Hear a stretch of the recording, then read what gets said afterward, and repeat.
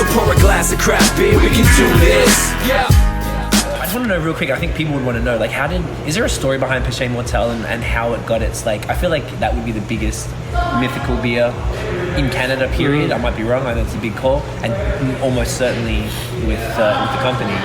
Is that correct, for one? And two, is there a story behind that sort of like, or is it just one of those organic things that just happen and now you've got 500 people buying tickets to buy the barrel? Yeah, I think this is a bit organic because when I decided to brew the beer the first time by this time there was a lot of mocha porter, coffee stout, and it was always I kind of feel a bit of coffee, but I'm not sure. And, hey, if you put coffee, just don't. Right. Half it, just like dump it in. I won't taste coffee in it. It needs to be a major ingredient, but I know it costs a lot of money. So, but no, it's go big or go home. Yes. And so, and like I said, I love coffee. I drink a lot of I have my pretty good espresso machine at home, and I'm pretty tough with when I go taste coffee in different places. You're a coffee snob too. Yeah, I'm with you. So. I decided to design a real coffee stout. You could this definitely there's coffee in it. Yeah. And I figured that the beer could support a coffee at this point. What would be an imperial stout? So to have the body, some reasonable sweetness in it, the alcohol can help that. So that's how I create the beer the first time, and so it tastes so good just during the fermentation. It was just wow, okay, we have something here.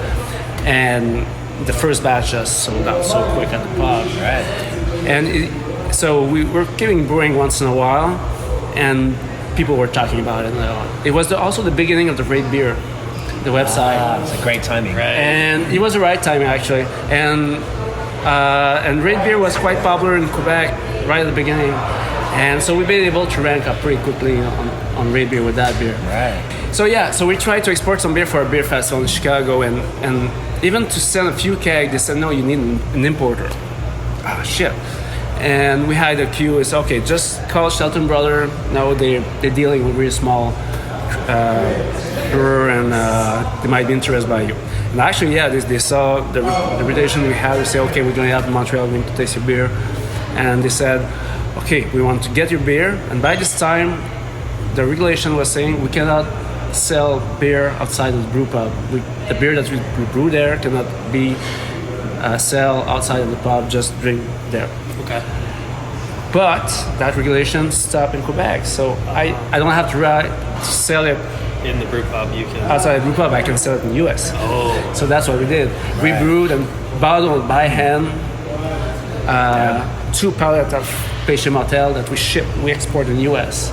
And we make a big event about that. Nice. Just to say, screw you. Right. So we don't have right. And we had people driving from Montreal to buy the bottle in the US and bring it back. To leave the country to get a beer from their country. I think it helped to create also like a myth about that.